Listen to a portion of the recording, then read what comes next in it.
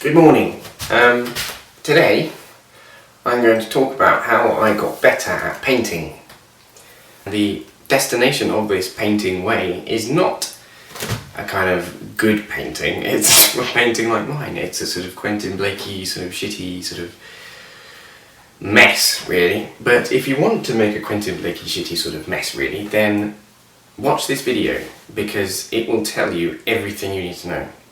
But this is just how I got from A to B. The first thing on my little list is to actually think about what I was doing. And this might sound silly, but before, for some reason, I was under the impression that if I just thought about what I wanted and then just sort of moved my hand in some vague way, it would correlate to what was in my head. And clearly this is completely misguided, so don't do that. The next point on my fabulous little list is to be inspired by someone. And no internet points to whoever guesses who inspires me. He goes by the name of Sir Quentin Blake. I think he described it as his handwriting. And I think that captures very well why you've got to be careful. You won't be able to get his same style as the person who inspires you. So you've got to look up to them and think, that's where I could be, not why aren't I there now?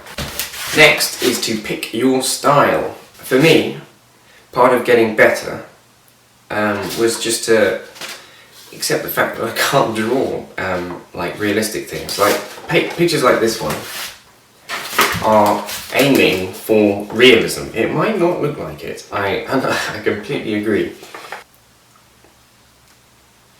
But it also means that you're not, it's more kind of painting between the lines sort of thing,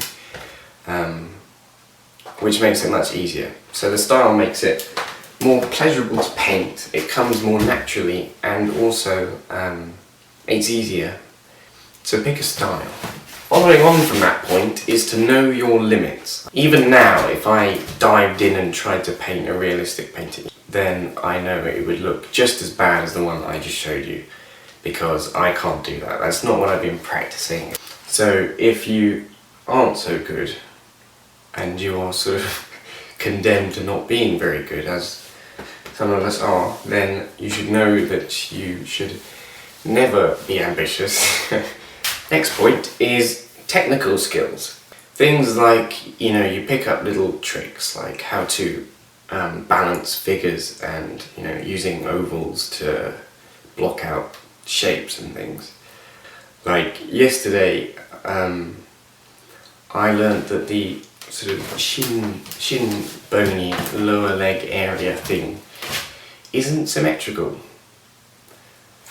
And that helps, that's nice to know. Also try to memorise which side of your hands your thumbs are on, because every time I'm drawing a hand, I have to stop and think which side the thumb would be on. But that's probably just me. I think a lot of these points are just me actually. The next point is patience and practice. And I'm going to try and demonstrate this. And I think I'm going to regret it because it's going to be very tiring.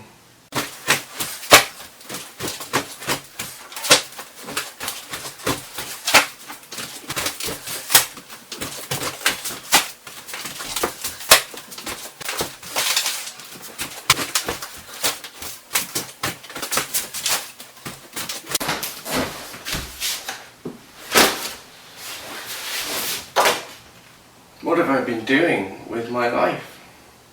For this next point, I'm giving you permission to go a little bit crazy with your drawings.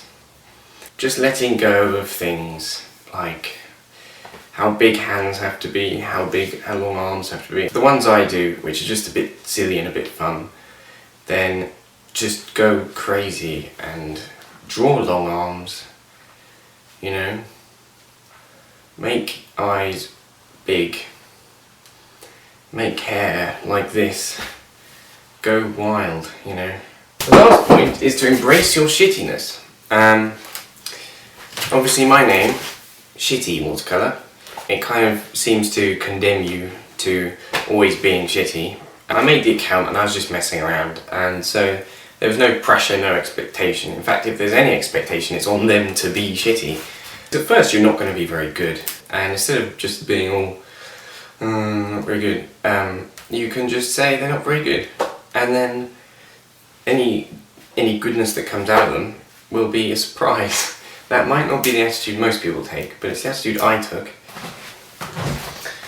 And so that concludes this weird little video. If you happen to stumble upon this video through a search on YouTube, then I apologise for this completely useless waste of your time.